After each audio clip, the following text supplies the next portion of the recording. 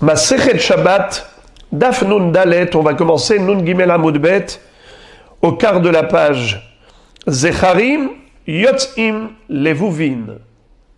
On a appris dans la Mishnah que parfois on a le droit de laisser la bête sortir à l'extérieur avec un objet sur elle, si c'est un accessoire qui est nécessaire pour sa shmira, alors ce n'est pas considéré comme un corps étranger, comme un massoy, comme un fardeau, mais plutôt comme un beged ou un tarchit. Et par conséquent, il n'y a pas d'interdiction de laisser sortir la bête, transporter cela pendant Shabbat. Dans le cadre des autorisations, la Mishnah nous a dit que Zecharim Yotzim Levuvim. Ça veut dire quoi Zecharim? Zachar en général, ça veut dire le mâle, par rapport à Nekeva, la femelle. Mais chez les animaux, le Zachar désigne le bélier, qui est le mâle de la brebis. Et c'est comme ça que Onkelos traduit Elim, le Haïl, comment traduit Onkelos? Duchra, Duchra, au pluriel, Dichrin. Le Dalet en araméen, ça remplace le Zayin en hébreu.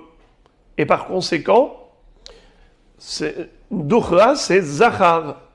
Et Zachar, c'est la traduction de Elim. Donc, Haïl se dit Zecharim. On a compris pourquoi la Mishnah nous dit Zecharim Yotzim Levuvim. Parce que sinon, on ne comprend pas du tout ce que veut dire la Mishnah. Zecharim, les mâles. De quel mâle tu parles? On parle spécialement des béliers, qui sont les mâles des brebis. Alors, Zecharim Yotzim Levuvim. On a le droit, Shabbat, de laisser sortir les animaux, les béliers, Levuvim. Ça veut dire quoi, Levuvim? La Gemara pose la question. Maï Levuvim, Amar Rav Huna, toutré. C'est quoi toutré? C'est qu'on prend tré, on prend deux béliers ensemble et on leur attache les pattes. C'est-à-dire on fait en sorte qu'ils ne puissent pas s'enfuir. Ils sont deux par deux. Et comme ils sont attachés deux par deux, ils ne peuvent pas aller très loin. Quand il y en a un qui veut aller à droite, eh bien l'autre il le retient. C'est comme ça que le berger fait pour ne pas perdre ses animaux. Lorsqu'ils sont un peu rebelles, eh bien il les attache de cette manière. Il limite leur mouvement. Toutré, ça veut dire qu'ils sont kshurim. Comme ça dit Rashi en bas. Rashi dit toutré, très joliment en français, vous êtes privilégiés par rapport aux Israéliens. Quand ils vont lire le Rashi en français, ils ne vont pas comprendre. Et vous comprenez. Regardez les 3 dernières lignes de Rashi en bas. Toutré, couple. Vous savez c'est quoi un couple? Donc, voilà ces deux béliers qui sont liés ensemble, forment un couple. Shemehabrim otam bekesher, shenaim, shelo ivrehu. On les relie et on leur met un kesher pour qu'ils ne fuient pas, qu'ils ne s'enfuient pas. Alors maintenant, la Gemara cherche à savoir quelle est la racine de ce mot. Maï mashma de hay levuvin lishna de karuvehu.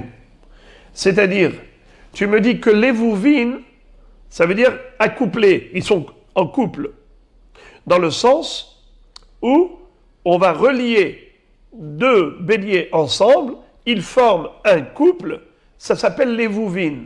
Pourquoi tu as décidé de les appeler levuvin? Qui nous dit que levuvin, c'est un mot en hébreu qui désigne le rapprochement entre deux êtres?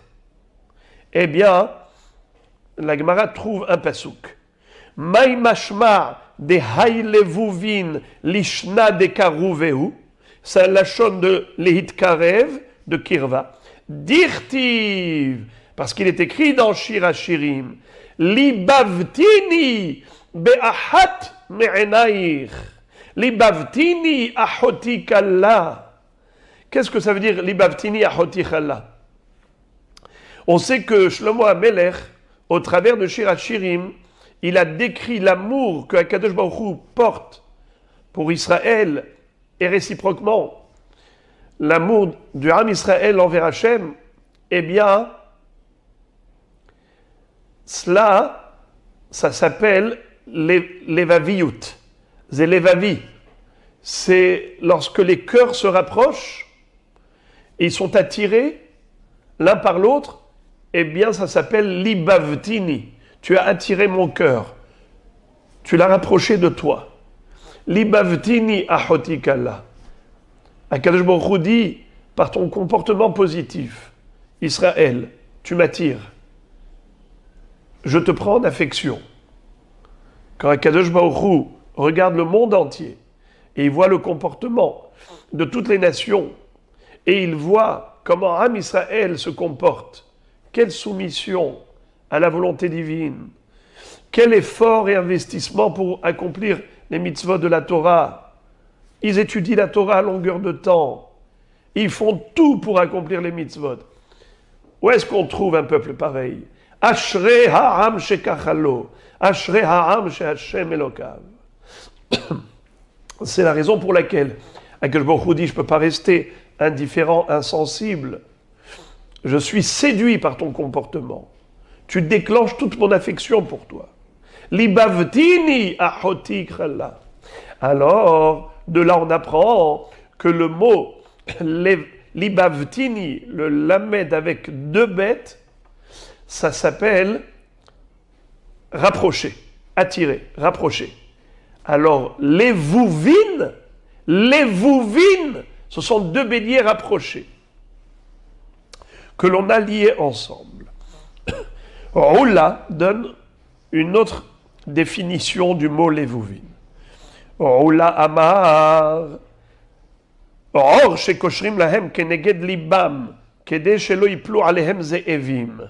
Qu'est-ce que ça veut dire? On met un bouclier de cuir devant le cœur des béliers pour pas qu'ils se fassent attaquer par des loups. Les loups, quand ils attaquent les béliers, ils vont mordre directement le cœur. Ils s'attaquent au cœur. Alors qu'est-ce que fait le berger? Il lui met comme une carapace de cuir sur le cœur pour pas que les crocs du loup puissent atteindre le cœur. C'est pour ça que ça s'appelle levouvin, car c'est une peau sur le cœur. Or, chez Koshrim, lahem keneged libam, kede shelo yiplu alehem ze'evim.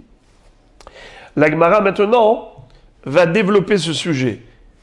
Elle va l'analyser et elle va dire, je comprends pas, il n'y a que les Zecharim qui sont attaqués par les loups et les Nekevot. Regardez la question de la Gemara. Ze'evim a Zecharim nafle, a Nekevot lo nafle. Les loups, ils s'attaquent et ils tombent que sur les mâles et pas sur les femelles. La lettre Aleph au début d'un mot en araméen, ça remplace Al en hébreu, sur en français. Ze'evim a Zecharim nafle, les Ze'evim al Zecharim noflim, ils ne tombent que sur les Zecharim, a Nekevot lo nafle, sur les Nekevot ils ne tombent pas, ça veut dire ils ne vont pas les attaquer. Je comprends pas. Réponse. Mishum demasgu beresh edra. Qu'est-ce que ça veut dire? Étant donné que les mâles vont au devant du troupeau, les femelles sont derrière, donc ils sont plus exposés au danger de l'attaque des loups. La Gemara pose la question, elle dit Uze'evim beresh edra nafle, besof edra lo nafle. Qu'est-ce que ça change pour les loups? Ils peuvent aller attaquer par derrière, attaquer par devant. Donc les femelles, elles sont derrière, les mâles sont devant. Le loup, il peut venir par derrière, il peut venir par devant. Je ne vois pas du tout pourquoi est-ce que tu protèges plus les mâles que les femelles. Ils sont tous dans le même danger. Et la mishum des chamnés. Peut-être que les mâles sont plus gros que les femelles. Alors, ils intéressent plus les loups. La Gemara dit, ce n'est pas vrai. Ou bin kevot leka chamne, Quoi, il n'y a pas de grosses brebis? On peut avoir des femelles grosses tout autant que les béliers. Vetu miyadae ben hane le hane. Et en plus, est-ce que les loups sont capables de distinguer entre mâle et femelle? Pour eux, le principal, c'est d'avoir une proie et ils veulent manger, donc ils ne distinguent pas entre mâle et femelle. Je ne comprends pas pourquoi tu protèges plus les mâles. Et la mishum des akfe hotmaïhu masgu kidavu. Qu'est-ce que ça veut dire? Il dit que la nature des mâles, des béliers, c'est de lever la tête avec leurs cornes et de regarder à droite, à gauche. À droite, à gauche. Les femelles, elles suivent calmement les mâles et elles ont la tête basse et donc elles ne provoquent pas les loups. Tandis que le bélier, le mâle, étant donné qu'il est toujours avec la tête haute et en train de regarder à droite et à gauche, pour le loup, c'est comme une provocation. Alors le bélier attire l'agression du loup. Il faut vraiment faire une analyse psychologique, zoologique. C'est-à-dire que là, les Chachamim nous racontent un petit peu comment ça se passe dans la tête du loup. Il ne s'attaque pas à celui qui est humble. Il s'attaque qu'à l'orgueilleux. La femelle, elle a la tête basse et elle marche doucement et regarde ni à droite ni à gauche. Eh bien, ça n'attise pas et ça n'excite pas la colère du loup. Tandis que les mâles, je répète et je traduis les mots à nouveau, le Ela Mishum des Akfe Hotmayu, car les béliers lèvent leur nez vers le haut, ou Masgu, et ils marchent, qui d'avoue, en regardant à droite et à gauche, eh bien, c'est comme ça que le loup se laisse exciter. Rav Nachman bar Yitzhak va nous donner une troisième définition du mot levuvin. Amar, or shekoshrim lahem tahat zachrutan, kede shelo ya'alu al hanekevot. Qu'est-ce que ça veut dire? C'est que ici, il s'agit principalement de la reproduction. Lorsque le berger ou le propriétaire de la bête, qui a une vache qui est laitière, et il veut du lait, il veut du laitage, il ne veut pas qu'elle tombe enceinte, parce que si elle tombe enceinte, il n'y aura plus de lait. Qu'est-ce qu'il fait? Il empêche le mâle de s'accoupler avec la femelle. Alors il bloque le membre de reproduction, de procréation du mâle, en lui mettant une pochette là-bas, et c'est comme ça que le mâle ne peut rien faire. Or, chez Koshrim lahem tahat zachrutan, kede shelo ya'alu al hanekevot. Alors maintenant, le problème, c'est que comment ça rentre dans le mot levuvin. Regardez Tosfot, l'avant-dernier Tosfot. Chez Koshrim lahem keneged zachrutan, velashon levuvin have shelo lekarev, kemo ou bechol tevuati tesharesh, vekamo arbe. Tosfot disent qu'on retrouve en hébreu des verbes qui veulent dire une chose et son contraire. Comme par exemple le shoresh, la racine. Comment on dit enraciné, comment on dit déraciné? Enraciné, on dit les hashrish. Comment on dit déraciné? Les sharesh. Alors il dit, tu vois que la même racine du mot peut servir à une chose et son contraire. La même chose ici, levuvin. D'après le premier pirouche, ça voulait dire se rapprocher. Libavtini ahotikala. Libavtini, se rapprocher. Eh bien, d'après Rav Nachman bar Yitzhak, c'est juste le contraire. C'est le rihouk. C'est séparer et éloigner l'un de l'autre. que le mâle ne puisse pas se rattacher à la femelle, alors on lui met une pochette pour envelopper sa zachrut. Chez lo ya'alu ala nekevot. Et Tosfot nous a expliqué comment ça rentre dans le mot levuvim. Alors il nous dit, levuvim, c'est ou bien rapproché, ou au contraire, éloigné. Mimai, et d'où sais-tu que c'est de cela qu'il s'agit dans la Mishnah? Midekatane Sefa, car dans la suite de la Mishnah, il est écrit Ve'are helim yotzot shehuzot. Les brebis sortent à l'extérieur Shabbat shehuzot. Maï shehuzot. Que veut dire que les brebis ont le droit de sortir Shabbat shehuzot? Chez Ohazin ha'aliyah shelahem lema'ala kedeh sheyalu alehem zecharim. Recha kedeh shelo ya'alu ala nekevot ve'asefa kedeh sheyalu alehem zecharim. Il dit parce que on est dans le même sujet. On reste dans le même sujet. Toujours à propos de la reproduction. Parfois, le propriétaire de la bête est intéressé par la procréation, parfois au contraire, ça le gêne. S'il veut des produits laitiers, alors il faut surtout qu'elle ne tombe pas enceinte pour qu'elle continue de donner du lait. Et si au contraire, je veux qu'il y ait une reproduction, alors il faut attirer le mâle vers la femelle. Alors comment on fait? Lorsqu'on ne veut plus de reproduction, parce qu'on veut du lait, alors on bloque le mâle. Qu'est-ce qu'on lui fait? On lui met une pochette au niveau de son éver, de sa zachrut, pour pas qu'il ait la possibilité de s'accoupler.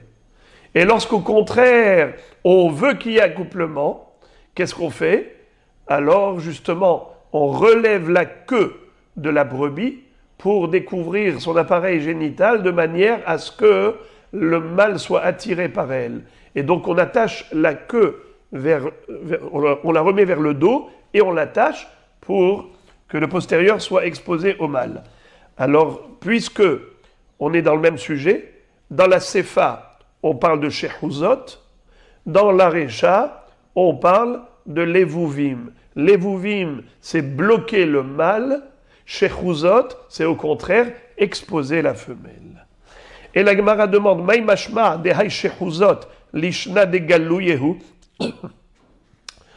Et où est-ce que tu as trouvé dans la Bible une source à ce mot-là pour dire que shehuzot, c'est se dénuder?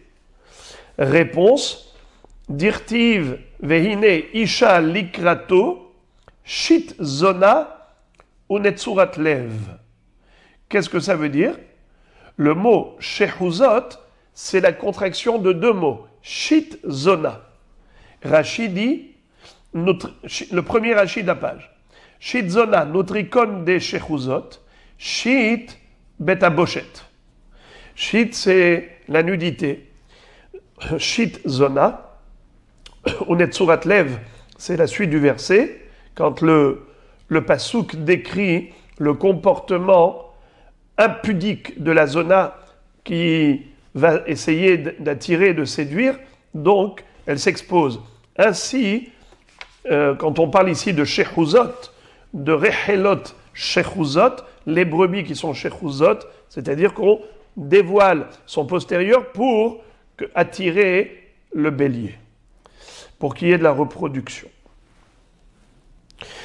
Alors, en résumé, on a combien de traductions de Zecharim Levuvim, Zecharim Yotzim Levuvim? Combien de traductions? 3. Première traduction, Levuvim, c'est qu'on allait rapprocher et lier deux béliers ensemble pour pas qu'ils s'enfuient. L'un retient l'autre. Ça s'appelle Levuvim. Ça vient du mot Libavtini Ahotikalla, se rapprocher. C'est pour ça que ça s'appelle Levuvim. Deuxième traduction de Levuvim, c'est une peau de protection sur le cœur des béliers pour pas qu'ils se fassent attaquer par les loups. Levuvim, Halev Shamour, car le loup attaque le cœur du bélier.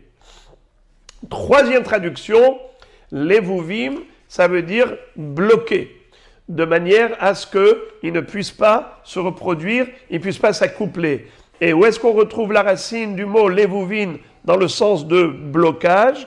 Eh bien, nous dit Tosfot, parce que si levuvim, ça veut dire approcher, levuvin, ça peut dire aussi éloigner, écarter justement, séparer.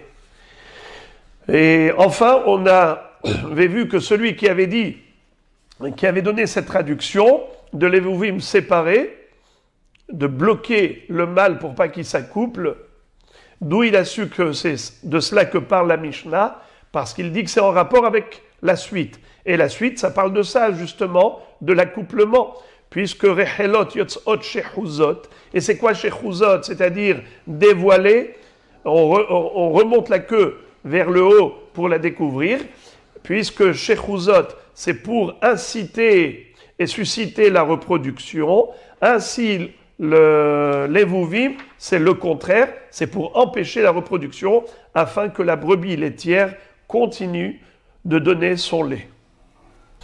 La Gemara continue de développer la Mishnah. Harechelim yotzot kevulot. Mai kevulot, shemechablim aliyah shelahem lemata, kede shelo ya'alu alehem azecharim. Que veut dire des brebis qui sont ils sont kvulot? En fait, c'est toujours dans le même esprit, le même ordre d'idées, au niveau de la reproduction et de l'accouplement des bêtes, lorsqu'on veut empêcher l'accouplement des béliers avec les brebis, il y a deux façons de faire.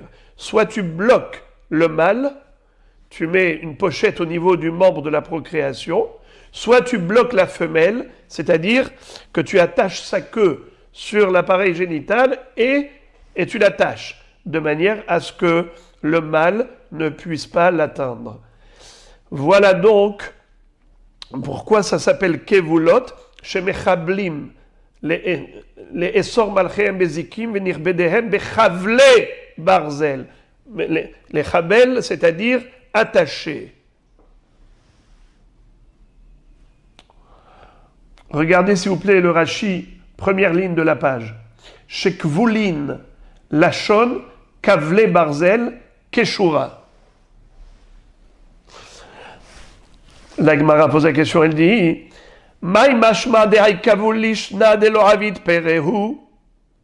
est-ce que tu as trouvé dans la Bible une source à ce terme, à cette terminologie, que kavoul, ça veut dire l'oravid péré?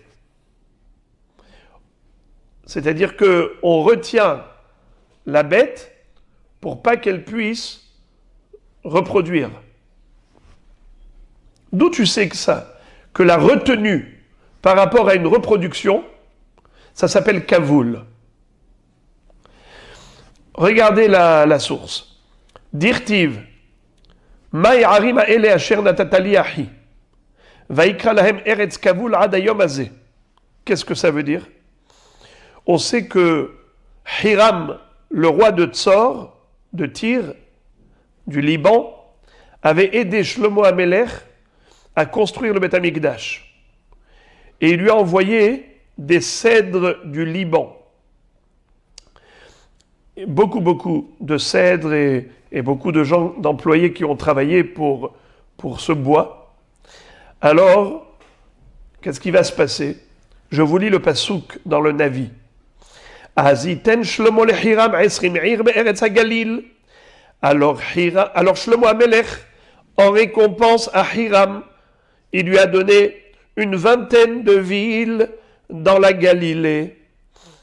Un jour, Hiram est arrivé de Tsor, Vayetze Hiram mitzor, lirot et harim asher natan lo Shlomo, pour aller visiter les villes que Shlomo HaMelech lui avait données en Galilée. Velo yashru be'enav, ça ne lui a pas plu. Vayomer, il lui a dit, Mahe harim, mais c'est quoi ces villes-là que tu m'as données, mon frère? Alors on a appelé ces villes-là, jusqu'à présent, Eretz Kavoul. Qu'est-ce que ça veut dire? Regardez le pirouge de la Gemara. Maï Eretz Kavoul. Que veut dire une terre Kavoul? Amar Avuna, chez Ayuba, Bene Adam, chez Mechoubalim, Bekesef ou Bezahav. Il a constaté que dans ces villes habitaient là-bas des gens qui étaient enveloppés d'or et d'argent et attachés avec cet or et cet argent. Qu'est-ce que ça veut dire?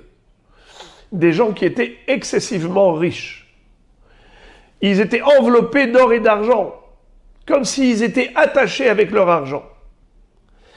Alors il lui a dit, c'est quoi ces villes-là? La Gemara pose la question, Amar le Rava, Iachi, Hainu dirti velo yashru be'enav, mi pene shemechubalim bekesef ou bezahav lo yashru be'enav, parce que les gens étaient riches. Alors ça lui a déplu. Amar le In lui a dit oui, kevan de atire ou mefanke lo avde avideta.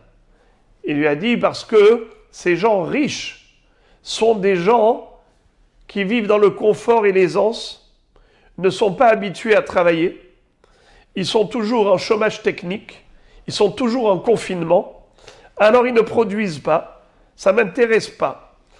Moi je veux des villes de gens travailleurs, de gens laborieux, pas de chômeurs. Tu me donnes une ville de chômeurs. Alors, comme ça nous dit la Gemara, Mefanke, puisqu'ils sont attirés, Ashirim, Mefanke, Mefunakim, Lo Avde Avita. Ils ne travaillent pas, ils ne produisent pas. Eh bien, ça s'appelle Eretz Kavoul. Donc, on a compris que pourquoi ils appelaient Kavoul, Kavoul attaché, retenu, c'est-à-dire des gens qui ne reproduisent pas, qui ne produisent pas. Alors, non productif, stérile, s'appelle Kavoul. Donc, pareil, les Rehelim qui sont retenus, parce qu'on leur attache la queue sur le postérieur, pour pas que les mâles puissent les accéder, les atteindre, pour pas s'accoupler, alors on appelle ça Kavoul. On retient la procréation. La Gemara continue de nous traduire les termes de la Mishnah. Ah, excusez-moi, j'ai sauté, pardon. Rav Nachman bar Yitzchak, Amar, Eretz Humton Haïta, Ve'amai Karela Kavul, Demishtarga ba Kara ad Kavla, Ve'amri Inche, Ara Mechabla, Delo Avid Pere. Qu'est-ce que ça veut dire? Rav Nachman bar Yitzchak dit que Hiram Melech Tzor, ce qui lui a déplu, c'est qu'il a dit que ce sont les 20 villes en Galilée que m'a donné Shlomo HaMelech, ce sont des Eretz Kavoul, des terres qui ne produisent pas. Qu'est-ce que ça veut dire? C'est pas par rapport aux hommes qui habitaient, comme dans l'explication précédente, que c'était des gens chômeurs qui habitaient là-bas parce qu'ils étaient très riches. C'est la terre elle-même, elle n'était pas productive, elle était stérile. Pourquoi? C'était une terre salée. Il y a des terres où il y a beaucoup de sel dedans. Et donc, comme il y a beaucoup de sel, ça ne produit pas. Ce n'est pas des champs agricoles. Et pour s'en rendre compte que c'est une terre salée, Eretz Melecha Velo Teshev, eh bien, tu vois qu'il y a des fissures, des craquements. Ça va craqueler ici et là. Et lorsque tu fais rentrer ton pied dans ces fissures, eh bien, ton pied, il peut s'enfoncer jusqu'à la cheville. Comment s'appelle la cheville? Kavoul. D'ailleurs, c'est les mêmes lettres. En hébreu, Kavoul. Comment tu écris cheville en français? Hein? Le C, le V et le L. Comme dans Kaboul. Ka, Bet, Lamed. Regardez Rashi. Première des petites lignes de Rashi. Ad Kavla. Perek Atahton. Shekorim. Cheville. Rashi te dit que l'articulation d'en bas, du pied, c'est au niveau de la cheville. Ça s'appelle Kavila. Kavla. Kavila, cheville. Aïe, aïe, aïe, aïe, aïe, aïe. Donc Rav Nachman bar Yitzhak nous dit que Eretz Kavul, ça veut dire une terre qui n'est pas productive en effet. Et pourquoi elle n'est pas productive? Parce qu'elle est salée. Et quand elle est salée, elle craque. Et quand tu marches dedans, tu t'enfonces le pied jusqu'au Kavul, jusqu'à la cheville. Encore la traduction de la suite. On a appris Rechelot Yotzot Kevunot. Les brebis peuvent sortir Shabbat à l'extérieur dans la rue. Kevunot. Et ce n'est pas un problème de Hotza'a. My Kevunot. What is it? Kevunot. Shemechabenim otam le melat. Keditnan. Seet ketsemer lavan. My tsemer lavan. Amarav bibi barabaye. Ketsemer naki ben yomo. Shemechabenim oto le melat. Qu'est-ce que ça veut dire? Lorsque nous voulons une laine qui soit blanche d'origine, non pas de la laine que l'on a blanchie avec un produit détergent. On voudrait que ce soit de la laine blanche d'origine. D'ailleurs, elle sert de référence pour la tsara'at. Vous savez qu'il existe plusieurs teintes de blanc au niveau de la lèpre. Dans la Torah, c'est écrit Aseet, Asapahat, Ve'abaheret. Et Chachamim nous disent que Arba'a Marot Negaim. Il y a 4 niveaux de blancheur au niveau des taches de tsara'at. Baheret, Azakasheleg. Qu'est-ce que ça veut dire? La baheret, c'est quoi? C'est une tache blanche, blanche-neige. Shniala, c'est quoi le dérivé? Kesida echal. Blanc comme la chaux avec laquelle on va peindre le echal du Beth Amikdash. Haseet ketsemer lavan. Shniala kekrum betza. Quand la Torah dit seet, seet c'est blanc aussi, mais pas blanc comme la neige, blanc comme la laine, tsemer lavan. Et c'est quoi son dérivé? C'est kekrum betza, blanc comme la coquille de l'œuf. Et d'où on le sait que chaque ave de Marot Negaim a un dérivé, parce que la Torah écrit sapahat. Sapahat, ça veut dire annexé. À se'et, à sapahat vers baheret, ça veut dire qu'il y a une sapahat du se'et et il y a sapahat de baheret. Il y a toujours un ispah, une annexe. C'est le dérivé. Donc, en tout cas, la Gemara a cité cette notion de tsara'at juste pour nous rappeler une source mishnatique où on retrouve la notion de tsemer lavan. Ça veut dire quoi tsemer lavan? Eh bien, c'est le tsemer qui est resté lavan depuis sa production, depuis sa naissance. C'est-à-dire que la brebis, dès qu'elle va naître, on va l'envelopper avec un tissu protecteur, de manière à ce que sa laine reste blanche. On va faire avec ça des kélémélat, c'est-à-dire des vêtements avec de la laine alpaga, avec de la laine de Hugo Boss. C'est de la blancheur naturelle. Alors comment est-ce qu'on attachait ce tissu pour l'envelopper? Eh bien on l'attachait avec des agrafes. C'est-à-dire que dans les deux extrémités du tissu, on mettait des agrafes et ensuite on enveloppait le corps de la bête et donc on accrochait avec ces crochets qu'il y avait dans les extrémités. Comment ça s'appelle ces agrafes? Kevina. Kevina. Une épingle, une agrafe, un crochet. Kevina. Vous avez compris maintenant pourquoi ça s'appelle kevunot? Rechelot yotzot kevunot. Les brebis sortent agrafées. Ça veut dire quoi agrafées? On les enveloppe d'un tissu où il y a des agrafes dans l'extrémité du tissu. Alors je relis quand même. Kevunot. Maï kevunot, shemechabenin oto lemelat. On l'attache en l'enveloppant pour faire avec sa laine du melat. Keditnan, seet, ketsemer lavan. Comme on a vu à propos de la blancheur de la tache de lèpre, comme tsemer lavan. Maï tsemer lavan, ça veut dire quoi de la laine blanche? Amarav bibi barabaye, ketsemer naki ben yomo, shemechabenim oto lemelat.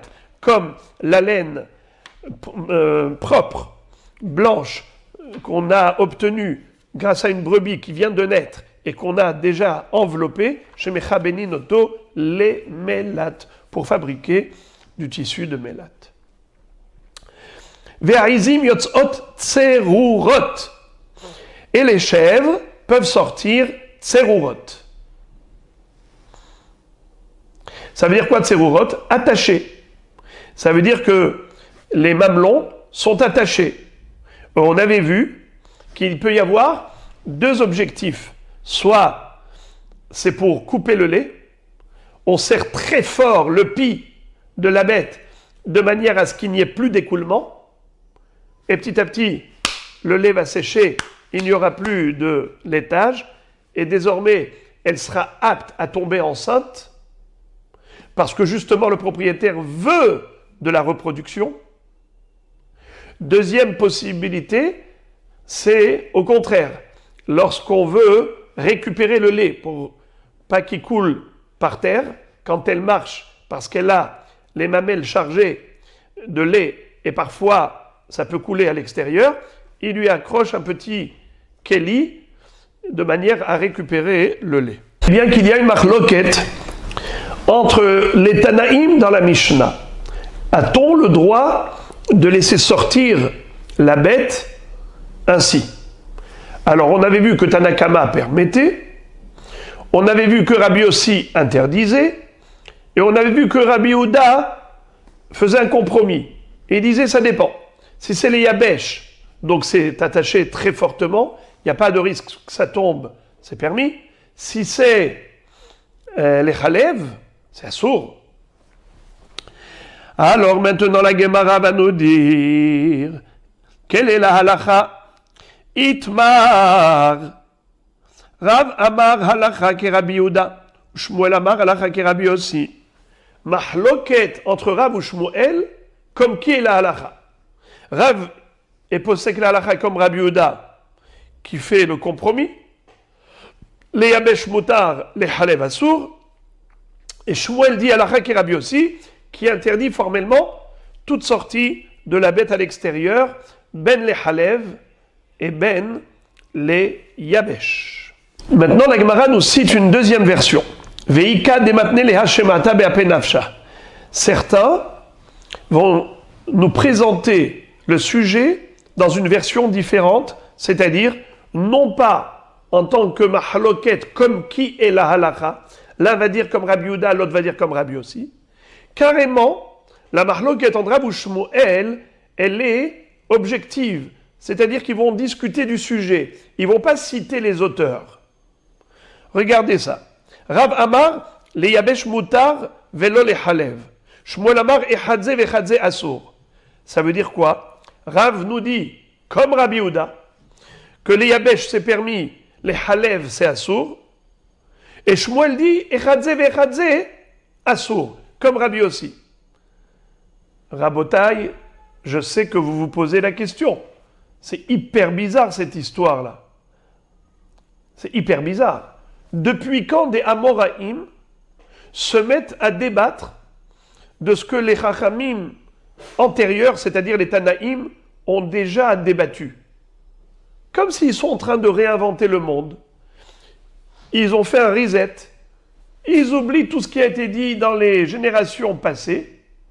On a Rabbi aussi, on a Rabbi Yehuda. Eux, ils viennent, ils disent, on n'a rien vu. Et ils recommencent le même débat. Mazépo. Un Émora ne doit pas se mettre à débattre exactement comme si c'était un Tana. S'il a une position, eh bien, il faut qu'il dise, moi, je pense comme tel Rav. Et l'autre va dire, moi, je pense comme tel Rav. On est possèque la halacha, comme dans la première version. Mais la deuxième version, elle est incompréhensible. Mazé. Alors regardez le deuxième Tosfot de la page d'Afnun Dalet Amoud Aleph. Rav Amar liyabesh mutar, veim tomar, lima mor halacha kemar, que l'un dise la halacha, elle est comme tel Rav et tel Rav. Veyesh lomar, mishum de ika, de mafre lehu de tanae. Ah, parce que Béhémet, il y a eu au fil des générations une confusion. C'est-à-dire, certains ont fait dire au nom de Rabbi Yehuda ce qui est écrit dans la Mishnah au nom de Rabbi Yossi. Et certains ont dit que Rabbi Yossi a dit ce qu'a dit Rabbi Yehuda. Ça veut dire, c'est Rabbi Yossi qui fait le compromis, et c'est Rabbi Yehuda qui interdit tout, contrairement à la version de notre Mishnah. Et étant donné qu'on a deux versions dans cette mahloket, alors tu ne peux pas te suffire en disant « Halakha qui est Rabbi Yehuda, Halakha qui est Rabbi Yossi ». Mais qu'est-ce qu'il a dit Rabbi Yehuda? On a deux versions. Certains disent qu'il a fait un compromis, certains disent qu'il interdit tout. Alors quand tu me dis Halakha qui est Rabbi Yehuda, on n'est pas sorti de l'auberge. Voilà pourquoi il était préférable que Rav et Shmuel discutent du sujet lui-même plutôt que de dire Halakha comme X ou Y, comme un Rav un tel ou comme Rav un tel. Parce qu'en disant ça, on est toujours dans la confusion puisqu'on ne sait pas exactement quelle est la bonne version.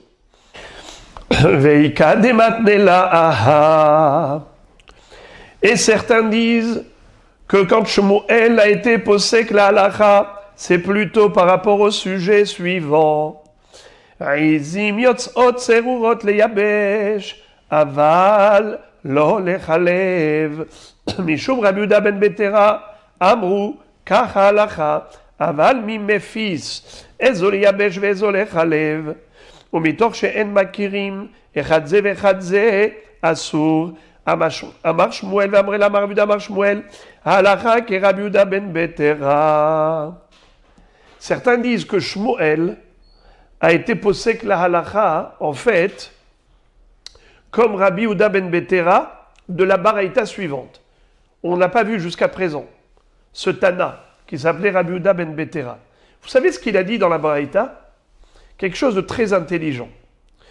Il a dit, moi, je suis d'accord sur le principe avec Rabbi Yehuda.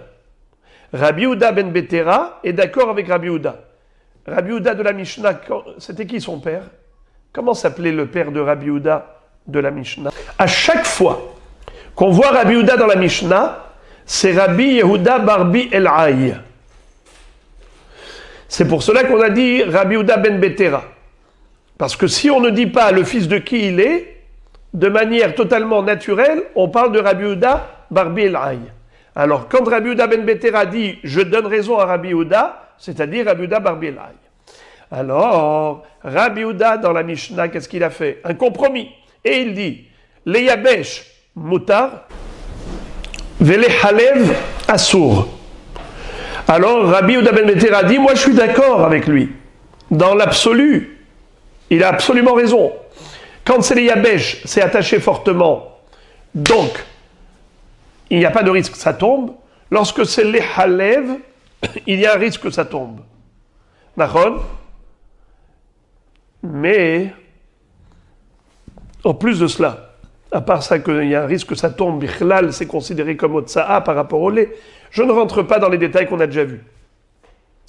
Mais, de manière générale, quelqu'un qui va voir de l'extérieur, il ne va pas savoir quel est l'objectif du propriétaire de cette bête. Est-ce qu'il a attaché les yabesh ou les halev? Celui qui regarde de l'extérieur, l'observateur n'est pas prophète. Il ne peut pas savoir que cette bête, c'est les halev, cette bête, c'est les yabesh. Il ne peut pas savoir. Mime mes fils. Pourquoi il va faire un tirage au sort, le bonhomme, pour savoir qui fait quoi? Il n'y a pas de païs. Mime mes fils. Il n'y a pas de goral. Alors, étant donné que les gens ne peuvent pas distinguer, il va y avoir un problème de mar'ita ayn, c'est-à-dire le problème de l'impression que l'on donne aux autres de vouloir faire une avera. Les gens peuvent croire que si je laisse ma bête sortir, avec quelque chose attaché au mamelon, c'est peut-être les halev. Et ils vont croire que je suis Mehalel Shabbat. Faut pas laisser, chas v'shalom, une telle impression avoir lieu. C'est pour cela que Rabbi Yehuda ben Betera interdit tout. Il dit ni les halev ni les yabesh. Dans l'absolu, je suis d'accord avec Rabbi Yehuda. Mais dans la pratique, je ne peux pas être d'accord avec lui, à cause du problème de Mar'ita Aïn. Et à ce propos, Shmuel a dit Halacha ki Rabbi Yehuda ben Betera. Rabbi Yehuda ben Betera a raison de tout interdire, de peur qu'il y ait Mar'ita Aïn. Ki ata Rabin, Amar Rabbi Yochanan halacha ketanakama. Mais Rabbi Yochanan n'est pas d'accord avec Shmuel. Shmuel a été mahmir, mais Rabbi Yochanan dit pas du tout. La halakha est comme Tanakama, que tout est permis. Donc on a vu 3 opinions. Tout interdit, un permis, un interdit, ou tout permis. Shmuel a été possède que tout est interdit, et Rabbi Yochanan est possède que tout est permis comme Tanakama. Et maintenant la nouvelle Mishnah. Ubame ena yotza. Ce Pérec traite du sujet des animaux par rapport à l'interdiction de les laisser porter des objets dans le Reshut Harabim. On a vu que certains objets sont considérés comme accessoires, annexés au corps de la bête. Ce n'est pas un corps étranger. Ce n'est pas considéré comme un corps étranger. Par conséquent, il n'y a pas de issour. Mais si c'est un fardeau, si c'est un élément qui n'est pas nécessaire, eh bien, qui n'est pas une shmira pour elle, eh bien, c'est considéré hotza'a. Alors la Mishnah va nous énumérer en détail des exemples de ce qui est interdit. Ubame ena yotza. Quels sont les objets avec lesquels la bête ne peut pas sortir? Lo yetse gamal bemetul telet. Le gamal n'a pas le droit de sortir avec metul telet. Alors c'est quoi metul telet? Rashi donne 3 pirushim. Regardez la Mishnah, Rashi au tiers de la page. Yesh mefarshim poshla shetachat zenavo. Veyesh mefarshim mardaat. Ve'acharon nir'a be'enai.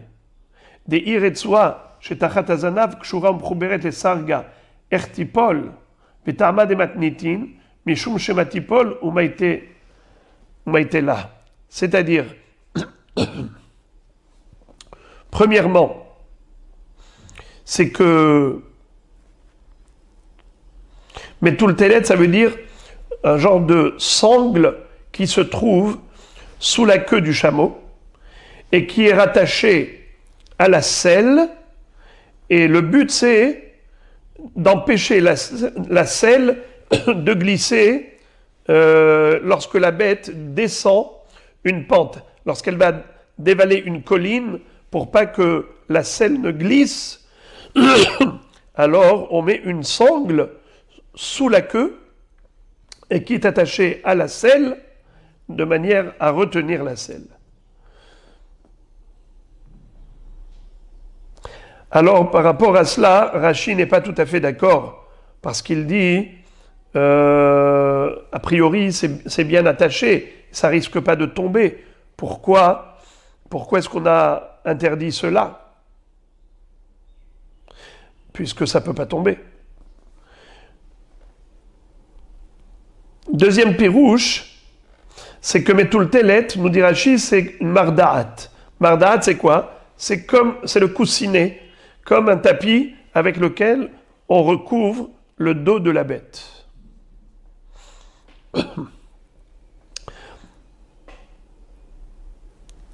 Plus tard, Rashi, à la fin de la page, il va dire que metul telet, c'est, d'après lui, un petit coussinet qu'on pose sur le, comment on appelle ça,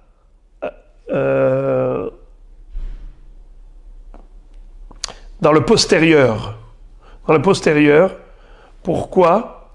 Parce que sous la queue, il y a une sangle, comme on avait vu tout à l'heure, qui était rattachée à la selle pour empêcher que le fardeau ne tombe à droite et à gauche. Le problème, c'est que cette sangle-là, si elle est à même le corps, elle va frotter la peau du postérieur et ça va blesser la bête. Alors on met là-bas un amortisseur, un petit coussinet pour servir de tampon pour pas que ça frotte la peau du chameau. Alors voilà donc, on a plusieurs explications par rapport à Metul Telet. Il y a ceux qui ne lisent pas Metul Telet avec lamed, mais plutôt Metul Telet sans le lamed du milieu, juste le lamed de la fin, ce qui nous donne matlit. Metul Telet, c'est comme matlit, comme un chiffon. Alors, lo yetse agamal be Metul Telet. Également, lo akoud velo ragoul. On n'a pas le droit de le laisser sortir. Akoud, ça vous rappelle la akeda. Velo ragoul, ça vous rappelle regel. Qu'est-ce que ça veut dire? Akoud et ragoul. Alors Rashi nous dit, regardez Rashi dans la Mishnah, Mefarshinan begmara. La Gemara va nous expliquer. She'okdim yadehem im raglehem bikvalim shelo ivrehu. C'est-à-dire qu'on avait l'habitude d'empêcher les chameaux de se sauver en leur mettant des chaînes entre pattes avant et pattes arrière. C'est-à-dire, on prenait une chaîne ou une sangle et on mettait comme une menotte un anneau pour attacher la patte avant et également pareil pour la patte arrière. Donc entre la patte avant et la patte arrière, il y a une chaîne qui relie les deux pattes. Et pareil, les deux pattes de gauche. On faisait à droite et à gauche. On reliait la patte avant avec la patte arrière et c'est ainsi que le chameau n'avait plus le mouvement facile. Il ne pouvait pas s'enfuir. Ça c'est akoud, akeda, shel yad varegel. Par contre, ragoul, qui veut dire regel, on verra après que c'est lorsqu'on plie le regel, on plie la patte du chameau pour l'empêcher de s'enfuir. Il ne peut marcher qu'à trois pattes. Le chameau ne pouvant marcher qu'à trois pattes, il n'a aucune chance de s'enfuir.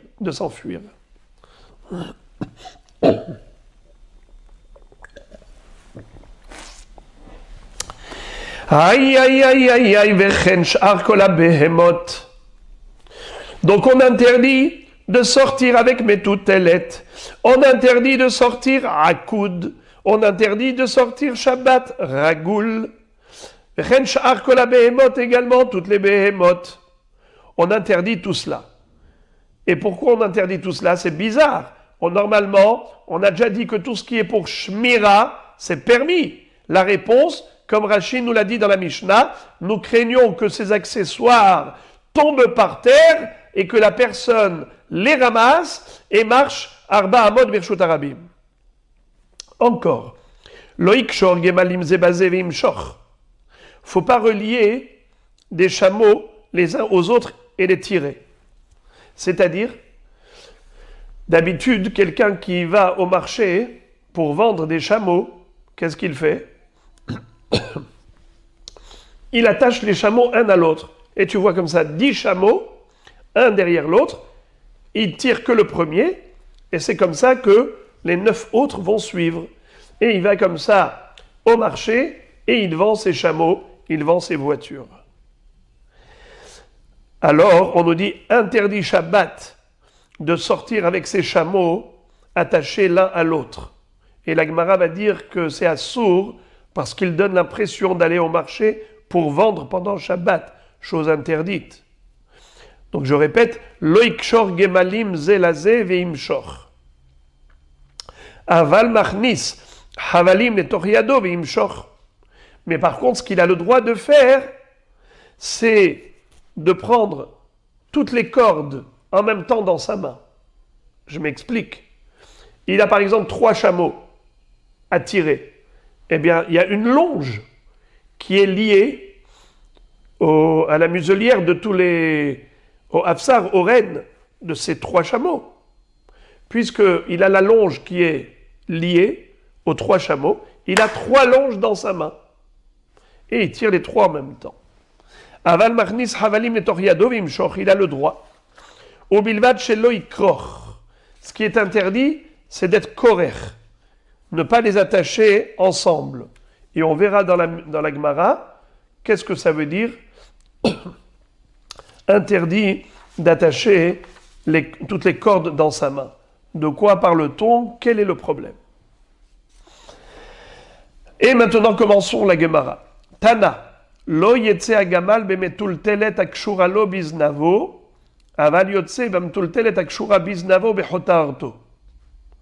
La Gemara nous enseigne une braïta qui précise que l'interdiction de la Mishnah de laisser sortir le chameau pendant Shabbat avec metul telet, c'est seulement si elle n'est attachée que d'un côté. Elle est attachée à la queue, mais elle n'est pas attachée à la bosse.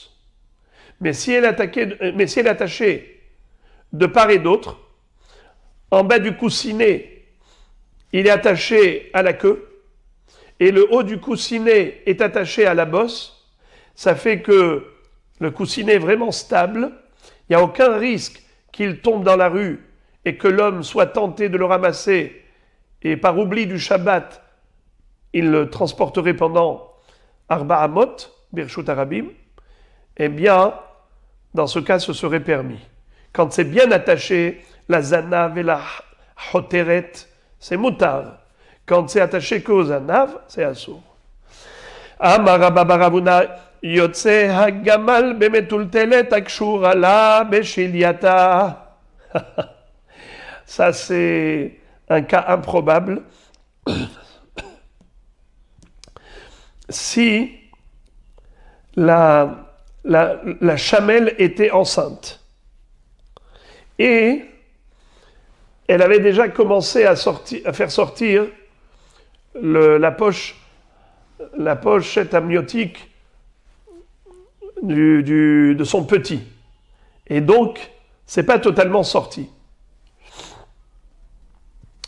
Eh bien, on nous dit que si c'est attaché à ce niveau-là, il n'y a pas de problème de sortir avec la métoul telet.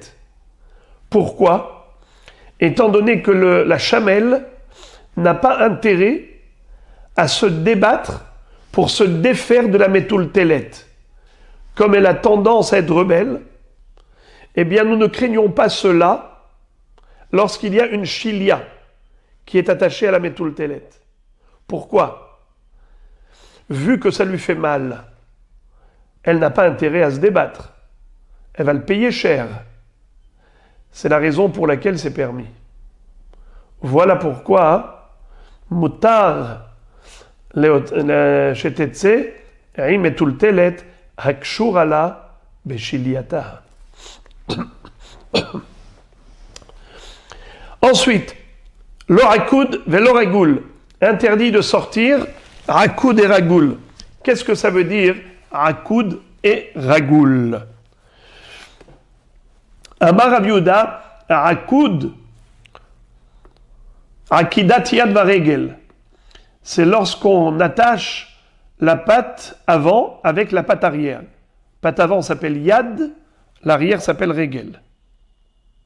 Ke Yitzhak ben Avraham, comme la rakedat Yitzhak. C'était pieds et mains liés. Ragoul, ça veut dire quoi ragoul? Shelo yachouf yado al gabe zroo. Lorsque le propriétaire, le chamelier, veut empêcher le chameau de s'enfuir, alors il le laisse marcher à 3 pattes. Comment? Il lui plie une patte, et c'est comme ça que maintenant, avec avec 3 pattes, elle ne peut pas courir, elle ne peut pas s'enfuir. Ça s'appelle ragoul, plier le régel. Eh bien, c'est à Sour Shabbat de sortir avec parce que elle peut se défaire avec la douleur et la tâche va tomber et l'homme pourrait oublier que c'est Shabbat et ramasser et porter dans la rue. La Gemara s'étonne par rapport à la traduction de Akoud, Metiv et Akoud, Shete Yadaim ou Shte Raglaim, Ragoul, Shelo Yachuf Yado, Al Gabezro'o Veikshor. Qu'est-ce que ça veut dire? Tu m'as dit que Akoud, c'est Yad Varegel. On a attaché patte avant et patte arrière. Nachon? Pas obligé qu'il fasse des deux côtés. Il peut faire par exemple juste une patte avant et une patte arrière. Ça suffit déjà pour l'empêcher de s'enfuir. Ça veut dire que quoi?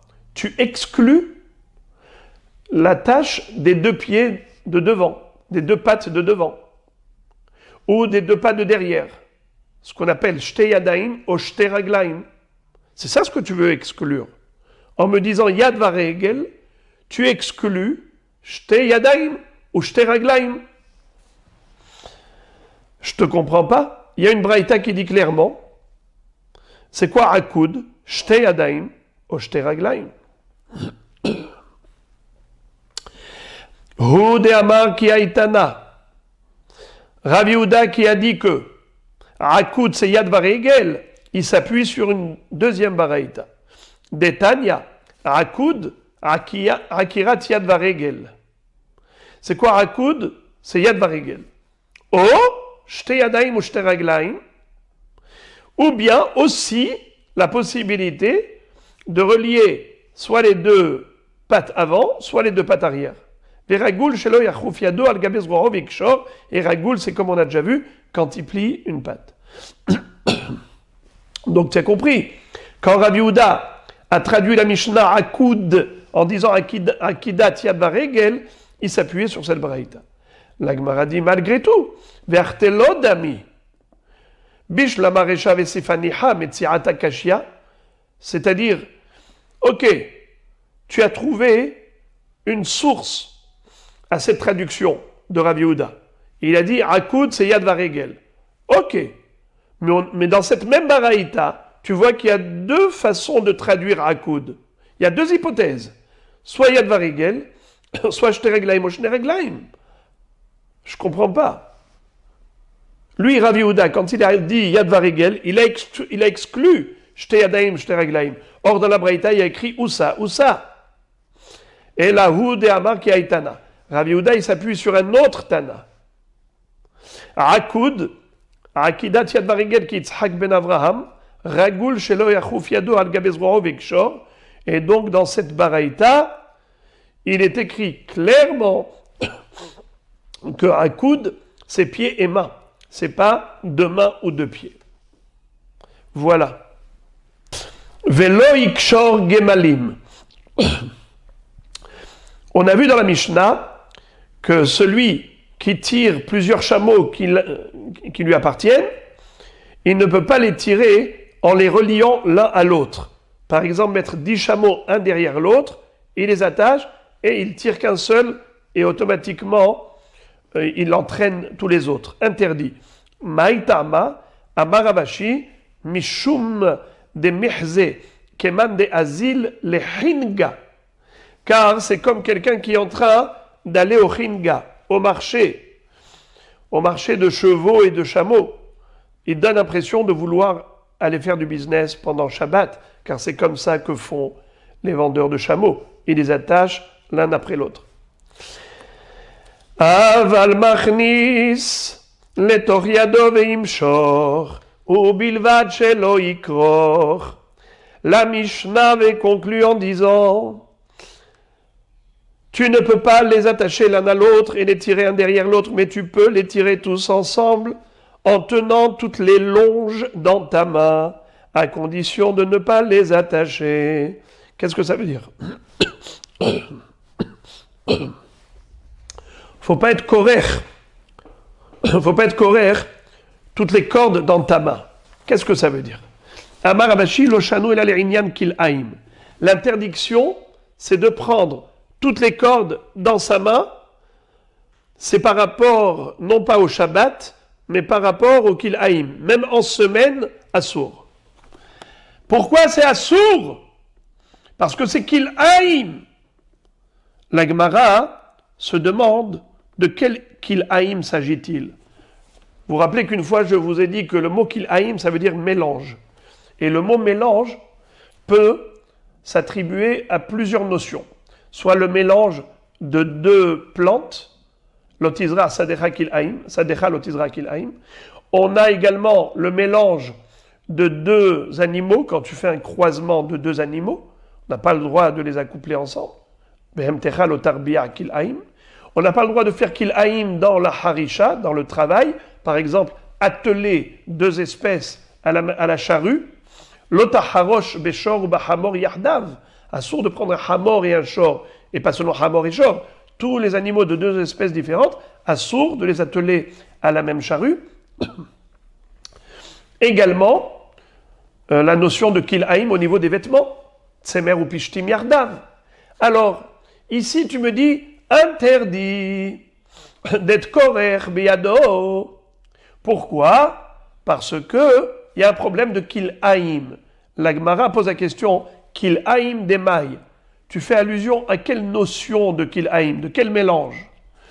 Elima kil'aïm de Adam, vehatnan Adam mutarim kulam, la harosh velimshoch. C'est-à-dire, peut-être que de la même façon qu'il est interdit d'atteler à la charrue deux bêtes de catégories et d'espèces différentes, peut-être il serait interdit de rattacher au même élément un homme et une bête.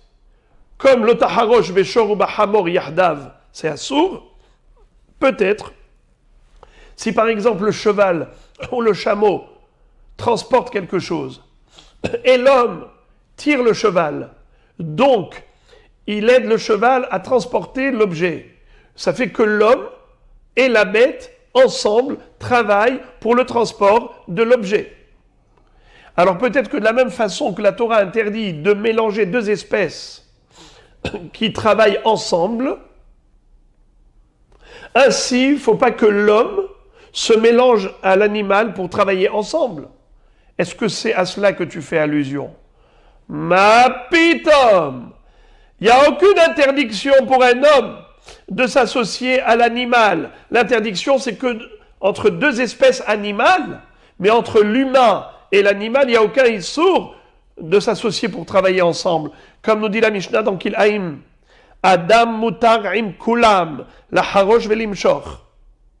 L'homme a le droit avec tous les animaux. La harosh, pour labourer ensemble. Limshor, de tirer et transporter quelque chose. Alors, ne me dis pas que c'est de cela qu'il s'agit. Alors, de quel kil'aïm? Et la kil'aïm des havalim. Ah! Les cordes, il peut y avoir une corde de laine pour un chameau. Il peut y avoir une corde de lin pour l'autre chameau. Et lorsqu'il tient les deux cordes dans sa main, il a dans sa main ensemble la laine et le lin. Alors c'est peut-être de ce kil'aïm qu'il s'agit. La Gemara dit c'est pas possible. Ve'atnan hatochef trifa ahat enahibur. Qu'est-ce que ça veut dire? Si quelqu'un prend deux tissus, un tissu de lin et un tissu de laine, et il va les coudre ensemble, est-ce qu'il a le droit de porter un vêtement pareil? Non, c'est sha'atnez. Mais si il ne les a pas cousus parfaitement, il a juste pris une aiguille et il a passé le fil d'un tissu à l'autre. Le fil, il n'y a pas eu deux fois l'aiguille, aller-retour. Il n'y a pas eu deux points de couture. Il n'y a eu qu'une seule trifa. Une seule trifa, ça ne s'appelle pas hibour. Atochef techifa ahat ena hibour. Et donc, il n'y a pas de issour de kil'aïm. Alors là, ici, quel est le problème? Le'olam kil'aïm de chavalim. Réponse. Béhémet, on parle de kil'aïm de chavalim, comme on a dit. Ve'achika amar. Ubilvat shelo ikroch ve'ikshor. Qu'est-ce que ça veut dire? Faut pas les prendre ensemble, korer, veikshor, et de faire un kesher. les prendre ensemble dans sa main où il est korer, comme le korer de matzah et maror, ou juste vous faites un sandwich, vous mettez un à côté de l'autre, il n'y a pas de issour. Le issour, ou bilvad shelo ikror, vikshor. Bien que dans la Mishnah il y a écrit que ikror, mais à toi d'expliquer que la kricha dont on parle, c'est avec shira. C'est pas juste de les prendre ensemble. Les assembler comme korer, c'est pas un issour dans l'absolu. Le issour, c'est d'être korer vekosher. Donc c'est comme ça qu'il faut comprendre la Mishnah. Et pourquoi c'est assour? Parce que si tu les attaches, les deux cordes ensemble, l'un et l'aine, eh bien maintenant ça devient kil'aïm. Quand tu les tiens dans ta main, et ça te fait chaud dans la main, tu es envers sur Obeget sha'atnez kil'aïm lo ya'ale alecha.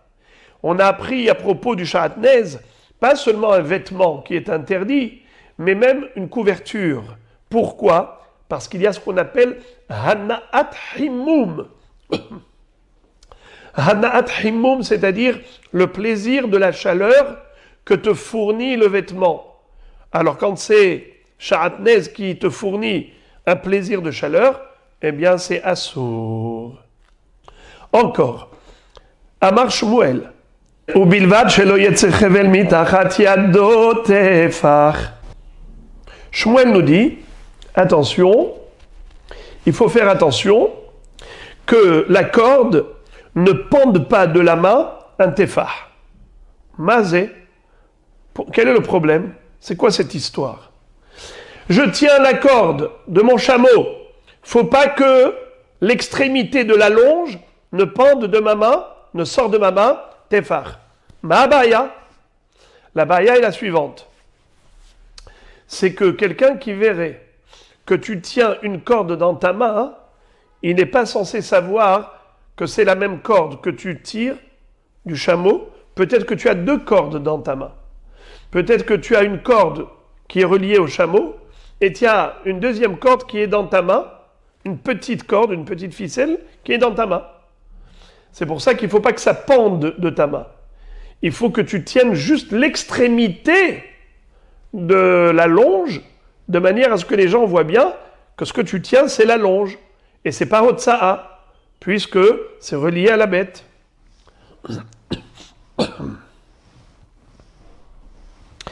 La Gemara dit Ve'atana deve Shmuel tfahaim.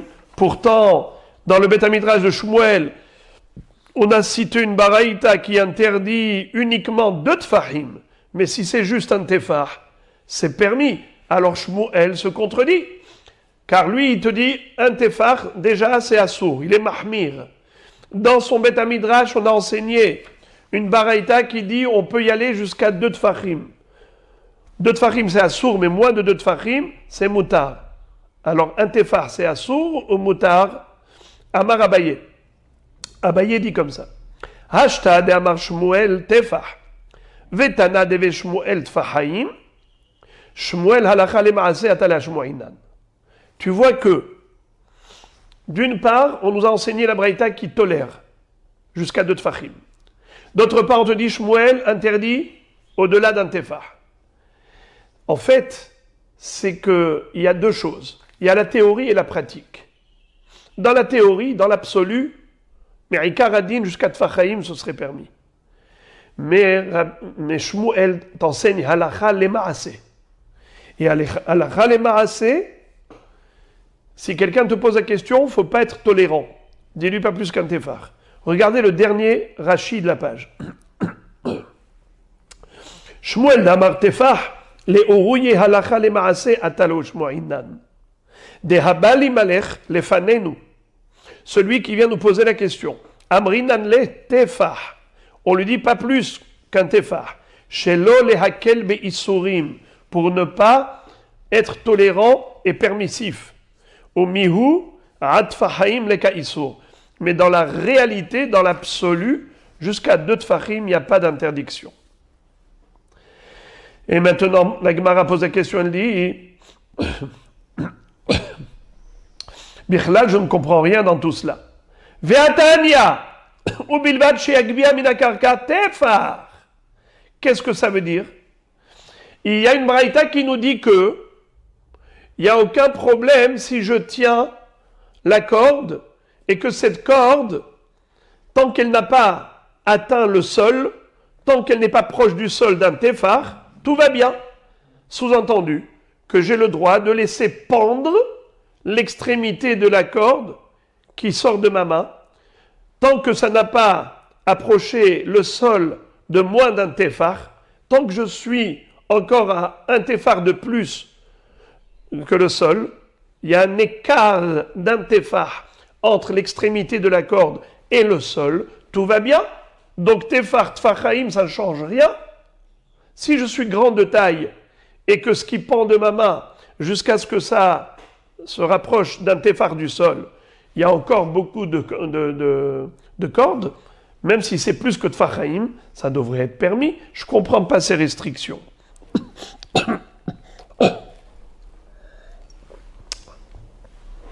Réponse.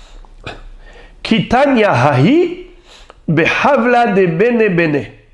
C'est-à-dire,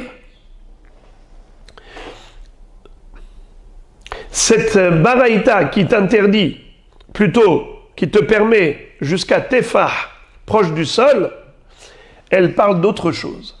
Elle parle de la partie intermédiaire de la corde qui est entre le chamelier et le chameau. C'est de cela qu'il s'agit. Lorsque j'ai la longe dans la main, j'ai l'extrémité de la longe dans la main, et il y a la partie intermédiaire de cette corde, de cette longe. Alors attention, il faut que ce soit tendu, que la corde soit tendue, parce que si tu la laisses relâcher, et donc le milieu de la corde se rapproche du sol, par exemple si ça touche le sol, et toi on te voit tirer la corde, on a l'impression que toi tu portes la corde. Dans la rue, pendant Shabbat, chose interdite. Il faut qu'on voit bien que en fait c'est annexé au chameau. Et pas que toi tu portes la corde. Il ne faut pas que la corde elle soit trop relâchée. Alors, ok, tu n'as pas besoin que ce soit tendu. Ça peut être relâché un peu. Mais quelle est la limite?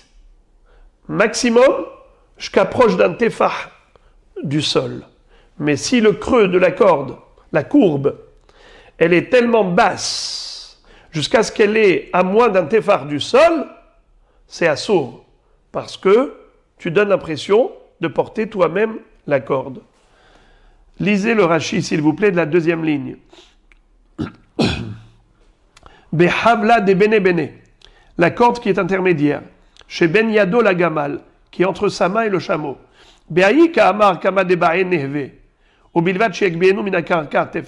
C'est à ce niveau-là qu'on a dit qu'il n'y a pas de limite. Juste, il faut que ce soit plus haut que le sol d'un téphar. Pour qu'on voit qu'en fait, la corde, elle sert à tirer la bête. Des îlots, car si c'est encore plus relâché, l'homme itrazen et tiruta de behema. On n'a pas l'impression que cette corde, elle sert à tirer la bête et à garder la bête. Et là, kemasoy be'alma, juste que tu es en train de transporter la corde, chez Enir et chez Ohez Rocha Beyado, il ne donne pas l'impression de tenir la longe pour tirer le chameau avec cette corde. On continue la Mishnah. En hamor yotse bemardaat bisman shenak shuralo. On avait vu dans la Mishnah précédente que le hamor pouvait sortir à l'extérieur avec la mardaat. Mardaat, c'est-à-dire un coussinet qui est large, c'est-à-dire comme un tapis, une couverture qui enveloppe le corps du hamor pour le réchauffer. On a le droit à condition que ce soit kashour. Si c'est kashour, depuis Erev Shabbat d'ailleurs, c'est ce qu'on avait vu, qu'il fallait que ce soit attaché déjà avant Shabbat. Dans ce cas, c'est moutard de laisser sortir la bête. Mais si ce n'était pas kashour depuis avant Shabbat, alors dans ce cas-là, c'est assour.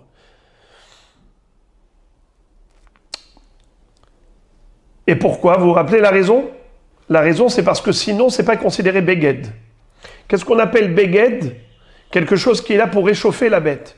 Mais si tu n'as pas été kosher avant Shabbat, ça veut dire que tu t'en fiches. Tu n'as pas vraiment d'intérêt à la réchauffer. Alors juste pendant Shabbat, tu t'es rappelé de ça.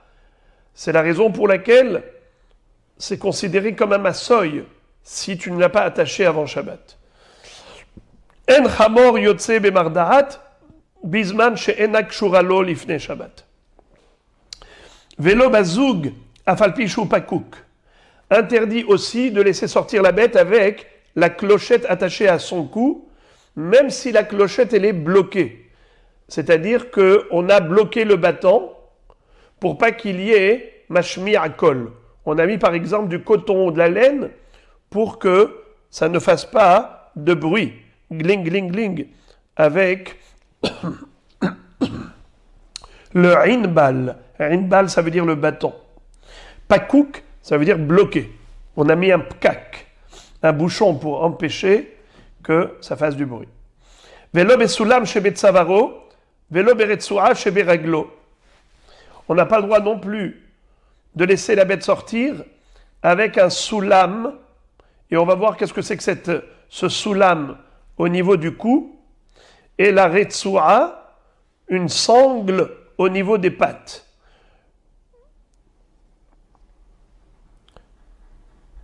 On verra ça après, Be'ezrat Hashem, dans la Gemara.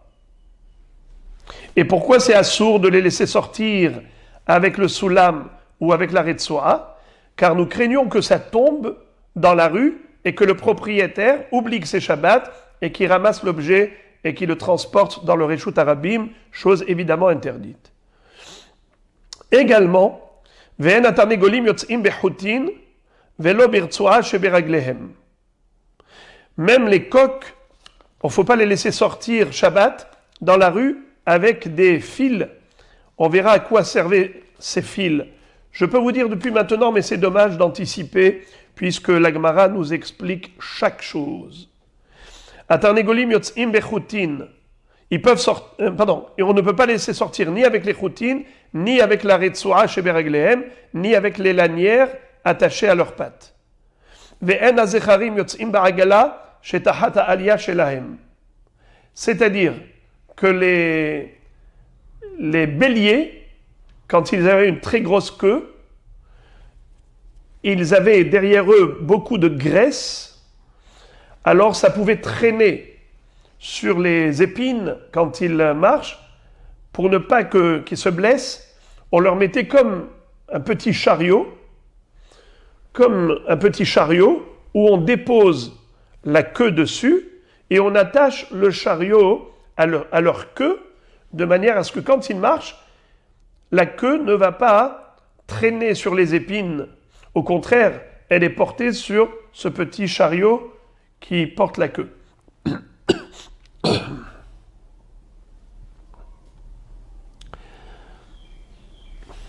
Regardez Rashi. Agala, kegon karon katan, sherosinlo tahat zenavo. Sherosh zanav otama elim rahav kemin kar katan, ven bo etzem el shuman, ve'a vekaved, ukshenigrar la aretz, nisrat, venishhat, ve'osim lo agala mitgalgelet, aharav, kshehu olech, ve'a zanav kashur aleha. Très bien. Alors on ne peut pas les laisser sortir avec la agala. Ve'en arechelim yotzot hanunot. Et les brebis, on ne peut pas les laisser sortir avec le hanoun. On verra dans la Gemara qu'est-ce que c'est. Ve'en aregel yotze begimon. Et le veau ne peut pas sortir avec le gimon. On verra aussi dans la Gemara ce que ça veut dire. Ve'lo para be'or akipod. Rashi nous dit que le or akipod, c'est-à-dire le hérisson, regardez comment Rashi traduit en français hérisson, on prenait la peau de hérisson et on mettait sur les mamelles de la bête, de la para. Pourquoi? Parce qu'il y avait plein de reptiles qui venaient boire le lait. Il y avait des belettes qui venaient et qui profitaient quand la vache elle est par terre, comme ça accroupie, et ils viennent tous ces petits rampants et ils profitent pour boire le lait des mamelles. Alors qu'est-ce qu'on faisait astucieusement? On mettait une peau de hérisson autour des mamelles. Comme ça, quand ces reptiles, ces rampants allaient venir, eh bien ils allaient se piquer avec les pics de la peau d'hérisson. Velo birtsua sheben karneha, et ne peut pas sortir la bête avec une lanière entre les cornes. Vous vous rappelez qu'on avait vu qu'il y a deux possibilités. Soit que c'est pour la tenir avec cette lanière, soit que c'est pour enjoliver, pour faire beau. Donc ici, on nous interdit, dans le cas de Noï, c'est là où c'est interdit. Noï, ça veut dire pour enjoliver. La Gemara raconte, plutôt la Mishnah, Parato shel Rabbi Elazar ben Azaria hayta yotza birtsua sheben karneha shelo birtzon chachamim. Rabbi Elazar ben Azaria, il avait une para qui est sortie à l'extérieur le jour du Shabbat avec une lanière entre les cornes, contrairement à l'opinion de Chachamim. D'accord ?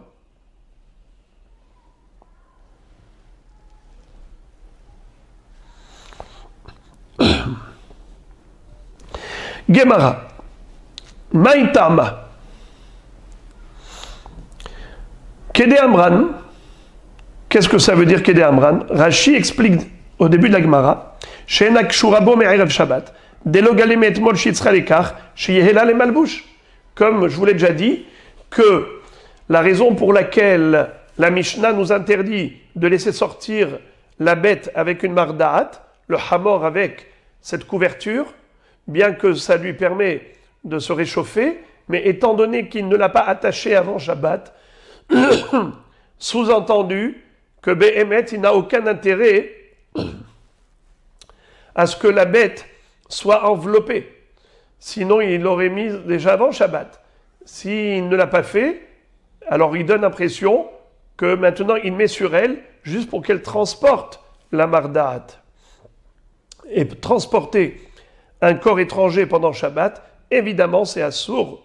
C'est uniquement si c'est un beged que c'est permis. Velo bazoug afalpish ou pakouk. On ne peut pas la laisser sortir avec la clochette, même si le battant est bloqué, qu'on n'entend pas de son de cloche. Et pourquoi c'est interdit? Mishum demerze keman deazil echinga. Parce qu'il donne l'impression de vouloir accompagner la bête au marché d'animaux. Et c'était l'habitude d'enjoliver la bête avec une clochette lorsqu'on voulait l'amener pour aller la vendre. On lui mettait donc la clochette pour attirer les regards des gens. Velo besulam shebet savaro. On n'a pas le droit non plus de laisser sortir la bête avec un soulam sur son cou. Amar Avuna beloa. Qu'est-ce que ça veut dire beloa? C'est-à-dire qu'on mettait deux plaquettes de bois. Ces deux plaques de bois qu'on mettait de part et d'autre de la tête de la bête, à côté de ses mâchoires. Les maï avdela, pourquoi est-ce qu'on fait ça? Les raditlamaka de lohadar haïrba. C'est-à-dire que si par exemple la bête avait une blessure, une lésion sur son cou ou sur son dos, sur son corps, alors elle pourrait avoir tendance de lécher et de frotter cette lésion parce que ça gratte. Le problème c'est que si elle va se frotter, eh bien ça ne va pas guérir. Qu'est-ce que fait le propriétaire? Pendant qu'il traite la plaie avec des pommades du vétérinaire, il bloque la tête de la bête pour pas qu'elle puisse la retourner et qu'elle ne puisse pas frotter la lésion. C'est pour ça qu'il lui mettait soulam. Soulam, c'est-à-dire deux barres de bois de part et d'autre des mâchoires pour empêcher le mouvement de pivoter, de laisser pivoter la tête. La tête ne peut pas être retournée vers la plaie. Qu'est-ce que ça veut dire? On n'a pas le droit de laisser la bête sortir avec des sangles de cuir, des bracelets de cuir autour des pattes. À quoi cela servait? Pour le gizra. C'est quoi gizra? C'est quand la bête, parfois, se cogne les pieds. Avec ses sabots, elle peut blesser l'autre pied. Avec la patte arrière, elle blesse la patte avant. Avec un coup de sabot. La patte avant peut blesser la patte arrière avec des sabots. Qu'est-ce qu'on fait? On met du cuir comme des bracelets autour des pattes, comme ça, même si elles se donnent des coups, elles ne se blessent pas. Comme ça dit Rashi. Les gizra, Bema shepsirote aksarim, makar reglea zebazé, osim la kemin tabaat shel akalim o retsuot avot, vekoshrim otam lema'ala miparsot haregel, makom she menakshim zobazo. Ve'en atarnegolim yotzim bachutim. Les coqs ne sortent pas avec des fils. De quoi s'agit-il? Des avdele simana qui echidelo li halfu. On mettait des fils d'une couleur spéciale de manière à reconnaître les poulets, les coqs et les poules qui appartenaient à Réhouven, pour pas qu'ils se confondent avec les coqs et les poules de Shimon, du voisin. Alors on mettait des fils aux pieds des coqs qu'on attachait afin d'être sûr que c'est bien, bel et bien les nôtres et qu'ils n'aillent pas se confondre avec les autres. Vélo baretsua, on ne laisse pas sortir non plus avec retsua chez Beraglehem. Des avdele qui echidelo litberumani. On mettait autour des. Ça veut dire qu'on attachait les deux pattes du coq. Le coq, il n'a que deux pattes. Et qu'est-ce qu'on fait? On les relie de manière à ce qu'ils ne puissent pas soulever une patte trop haut. Quand ils sont turbulents, ces coqs, ils cassent tout ce qu'il y a dans le jardin. Et donc, on n'a que des pots cassés. Qu'est-ce qu'on fait pour éviter cela? On lui rattache les deux pattes. Et de cette manière-là, même s'il peut marcher, mais il ne peut pas soulever trop haut sa patte et il ne va pas nous casser tous les kélim de la cour. Regardez Rashi. Delolit berumane, pour pas qu'il casse des kélim. Chez Koshrim shne ragle hayahad, birtsua ketzara, chez lotuchal leharim et ragleha ou lehatiz. Venazecharim yotzim baragala, ki echi delo lihamtan aliyate. C'est comme on a expliqué plus haut, Rashi avait déjà anticipé, et il nous a expliqué que la queue des moutons, des béliers qui sont très gros, ils ont une queue très très grasse, et donc c'est tellement imposant et lourd que ça peut traîner sur les épines et s'abîmer. Pour ne pas qu'il y ait des égratignures, alors on met une petite agala sous la queue. Et on l'attache à la queue pour qu'elle puisse être portée. Et les brebis, elles ne sortent pas à l'extérieur Shabbat en étant hanoun. C'est quoi hanoun? Yativ Rav Aha bar Ula kamed Rav Chizda v'yativ eka amar misha'a shegozezin ota tomnin la ezek b'shemen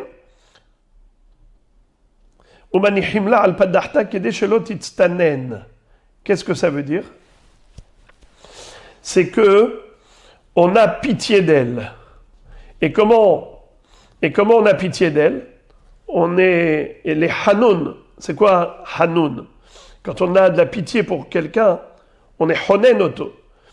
Alors les rechelim, lorsque nous l'avons tondu, on lui a retiré toute la laine, alors elle a froid. Qu'est-ce qu'on fait? On prend du coton, on le trempe dans de l'huile et on lui met sur la tête pour pas qu'elle attrape froid. Jusqu'à ce que la laine repousse à nouveau. En attendant, on lui fait comme ça un traitement tous les jours de mettre du coton trempé dans de l'huile et on lui met sur la tête. Amar le Rav Chizda, imken asita amar ukva. Rav Chizda a dit avec ironie à Rav Aha bar Ula, penses-tu que c'est ça le pérouge de Hanoun? Hanounot, Ma pitom. Dans ce cas-là, tu les as considérés comme Mar Okva. Mar Okva, c'est comme Bill Gates aujourd'hui. L'Avdil, c'était l'homme le plus riche. Mar Okva. Mar Okva, qu'on lui mette tous les jours du coton trempé dans l'huile, je peux comprendre, il a un traitement privilégié, prestigieux. Mais maintenant, tu es en train de faire ça à des brebis, franchement, pourquoi ils sont Mar Okva ou quoi? Et la yativ Rav Papa bar Shmuel Kamed et Rav Chizda. Veyativ eka amar, בשעה שקורעת ללד, טומנין לה שני עזקים של שמן, ומניחין לה אחד על פדחתה ואחד על הרחם, כדי שתתחמם. Alors, il a donné une autre définition de Hanouna. C'est quoi? C'est qu'il dit que, par pitié pour elle, on fait quelque chose d'exceptionnel lorsque la brebis est en train de mettre bas et qu'elle donne naissance à un petit. Alors pour la soutenir, qu'est-ce qu'on fait? On trempe 2 tissus ou bien 2 cotons dans de l'huile et on lui met un sur le front et un sur le rehem, sur la matrice, pour qu'elle se réchauffe et l'assister pendant qu'elle met bas. Amarle Rav Nachman, imken asita yalta. Avec ironie, il lui dit, alors dans ce cas-là, tu l'as comparé à cette brebis, à ma femme Yalta. Vous savez que Rav Nachman était le gendre du Resh Galuta, du président de la communauté juive babylonienne.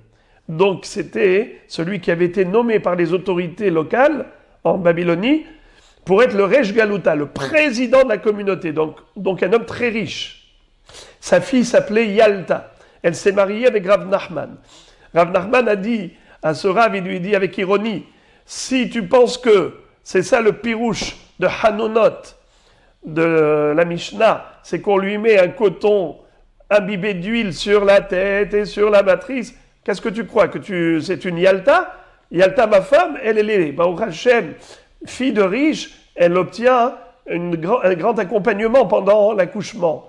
On peut lui faire des choses pareilles, mais pas pour une brebis, franchement. Et la maravuna, Etz ehad yesh bekarche hayam vehanun shemo umevim kisam umanihim la behotma kede shetitatesh veiplu darne rosha. Il lui a dit, tu veux savoir c'est quoi le yahnun? C'est en fait un petit bois qui pousse dans des pays d'outre-mer, bekarche hayam, et on lui met à l'intérieur des narines, à la bête. Pourquoi faire? Pour qu'elle éternue. Et en éternuant, elle va évacuer tous les petits vermisseaux et les parasites qui lui pénètrent les fosses nasales. C'est-à-dire que lorsque la bête s'accroupit et s'assoupit, à ce moment-là, les petits insectes en profitent pour lui pénétrer les narines. Eh bien, pour la guérir de cela, on lui mettait le yahnun, et à ce moment-là, elle rejette tout ce qui a pu rentrer à l'intérieur. Mevi'im kisam manihim la behotma kede shetitatesh viiplu darne rosha. Et achi zecharim nami. Pourquoi tu as parlé spécialement des femelles, des rechelot, même les zecharim? Aussi, tu devrais leur infliger le même traitement. Réponse, c'est-à-dire que les béliers ont des cornes et ils n'arrêtent pas de s'encorner, de se disputer, de se bagarrer. Ils se battent toute la journée avec leurs cornes. Comme ils se donnent des coups de tête, automatiquement, s'il y a des parasites qui sont rentrés dans le nez, ils tombent au moment du combat. On n'a pas besoin de leur mettre le yahnun. Donc les rechelot, yotzot, hanunot,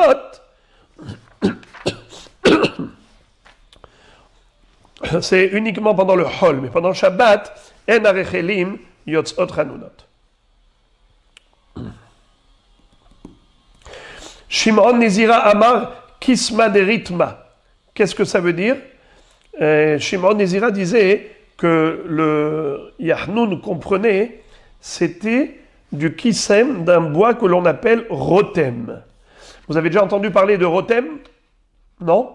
Rotem, c'est un bois, c'est un arbre dont le bois tient très très longtemps. Si tu allumes un barbecue avec du bois de rotem, ça dure des heures, voire des jours. D'ailleurs, on dit que celui qui s'arrête au milieu du limoud pour bavarder, pour dire des bêtises pendant le limoud, alors machilim oto gehalim retamim. C'est quoi des braises de retamim? Des braises de rotem, le bois de rotem qui dure longtemps. Bishlama de Rabuna hainu de katane hanunot et la Rabanan mai hanunot. Alors la Gemara dit encore, Ravuna a dit que ça s'appelle Yahnun, c'est le nom du bois qu'on fait rentrer dans les narines. Je comprends pourquoi on les appelle Hanunot. Mais d'après les premiers Pirushim, pourquoi est-ce qu'ils les appellent Hanunot? Avec l'histoire du coton dans l'huile sur la tête ou sur la matrice, et ainsi de suite. Réponse des Avdinan lehu milta de merahminan alayhu. En fait, c'est qu'on leur fait quelque chose qui exprime notre rahamim, notre hanina. C'est pour ça qu'on l'appelle hanunot. Ça veut dire qu'ils sont gratifiés par notre miséricorde. Vena egel yotse begimon, et le veau ne peut pas sortir avec le gimon. Maï egel begimon, amaravuna barnira. Qu'est-ce que ça veut dire barnira? C'est un petit joug que l'on met sur la tête du veau pour l'habituer à se soumettre. Lorsqu'un jour il grandira, il va devoir tirer la charrue pour ne pas qu'il soit révolté, rebelle, alors on l'éduque depuis tout jeune et on lui met un guimon. Un guimon, c'est-à-dire un bois, comme un joug qui lui baisse la tête déjà lorsqu'il est petit veau. Comme ça, quand il sera grand bœuf, qu'il soit habitué à se soumettre à son maître. Amar Rabbi Elazar, Maï Mashma de Haïgimon Lishna de Mekaf. Rabbi Elazar nous dit, est-ce que tu as une source biblique par rapport au mot Gimon qui veut dire que c'est quelque chose qui rabaisse la tête de la bête pour qu'elle se soumette? Dirtiv alachov ke agmon rosho. On retrouve dans le Navi Ishaïa, quand il critique le peuple juif d'avoir jeûné, d'avoir organisé des jeûnes et des prières et tout ça, mais malgré tout, il restait dans des tensions au niveau relationnel. Ça veut dire que vis-à-vis d'Akadosh Baruch Hu, il faisait teshuva, il prie, il jeûne, mais entre eux, ils restent toujours en dispute. Ils ne font pas le shalom. Ça, c'est pas bon. Alors, quand il fait un peu d'ironie, et il leur dit Alachof ke agmon rosho, est-ce que vous croyez que ça suffit juste de baisser la tête le jour du jeûne? Vous allez vous vêtir de sac et vous allez baisser la tête et vous allez jeûner. C'est pas le fait de baisser la tête devant Dieu qui suffit pour vous faire pardonner. Physiquement, vous baissez la tête, mais vous ne faites rien pour vivre en shalom. Alors il leur dit Alachof ka egmon rosho. Et c'est quoi egmon? Egmon, ça fait relation à Gimon. Pardon, ça fait référence à Gimon. Et Gimon, c'est le fameux joug que l'on met sur la tête du petit veau pour l'habituer à baisser la tête et à se soumettre. Velo para berora kupar. Alors il y a ceux qui disent kupar, il y a ceux qui disent kipod. Mais c'est la même chose, c'est l'hérisson. Des Avdela qui échidelo limtseyoa yale. Pourquoi est-ce qu'on lui met une peau d'hérisson sur les mamelles pour ne pas que les petits rampants ne viennent traire son lait? Velo birtsua sheben karneha. Elle n'a pas le droit de sortir la bête avec une lanière entre les cornes. La Gemara nous explique pourquoi c'est assour. Il est rave, ben les noy, ben les chamer assour. Il est shmuel, les noy assour, les chamer mutav. On avait déjà vu cette marloquette entre Rav ou Shmuel, à savoir est-ce que le noy est permis? Plutôt, est-ce que les chamer, c'est, quand on a dit Retsua ben Reglea, ce qui est interdit, c'est d'Afka les noy, ou bien ce qui est interdit, c'est même les chamer? Pour Rav, ben les noy, ben les chamer, c'est assour. Pour Shmuel, les noy assour, les chamer mutar. Vous vous rappelez de la raison pourquoi Rav interdisait Retsua ben Karnea, même si c'est les chamer? Et pourquoi est-ce que Shmuel dit que c'est mutar? Shmuel, c'est logique. Il dit que c'est mutar, pourquoi? Parce que Retsua ben Karnea, c'est les chamer, c'est pour la tenir. Alors les chamer, c'est pas Otsa'a. Pourquoi Rav interdit? Parce qu'il disait que ça s'appelle Netiruta Yetera. Ça s'appelle une Shmira inutile. Ça veut dire que tu dois prendre le minimum pour la garder. Juste un collier autour du cou, ça suffit. Qu'est-ce que tu mets? Une lanière entre les cornes. Ça, c'est Shmira Yetera, c'est en plus. Shmira Yetera, c'est Hotza'a, c'est Massoy. C'est l'opinion de Rav. Tandis que Shmuel dit, qui peut le plus peut le moins. Étant donné que le but, l'objectif, c'est d'être shomer, et Shmira, c'est considéré comme un élément annexe, c'est pas considéré comme étant Hotza'a. Donc, voilà la marloquette à propos de Retsoa ben Karneha. Alors, Moray Verabotai, à partir de là, on va entamer une très très belle sugya. Maintenant, des dapim de Haggadah. Donc ça va être beaucoup plus facile. Be'ezrat Hashem. Et la sugya va commencer à partir de l'histoire de Rabbi Elazar ben Azaria. La Mishnah a conclu en nous disant que la para de Rabbi Elazar ben Azaria est sortie le jour du Shabbat avec une lanière entre les cornes, contrairement à l'avis des Hachamim. La Gemara va nous expliquer qu'en réalité, ce n'était pas la sienne, c'était celle de sa voisine. Mais pourquoi est-ce qu'on a dit que c'était la para de Rabbi Elazar ben Azaria? C'est parce qu'il a vu sa voisine faire ça et il ne l'a pas réprimandé. Il aurait dû lui dire, tu sais que c'est assourd, comme il ne lui a pas fait de reproche, on considère comme si c'était la sienne.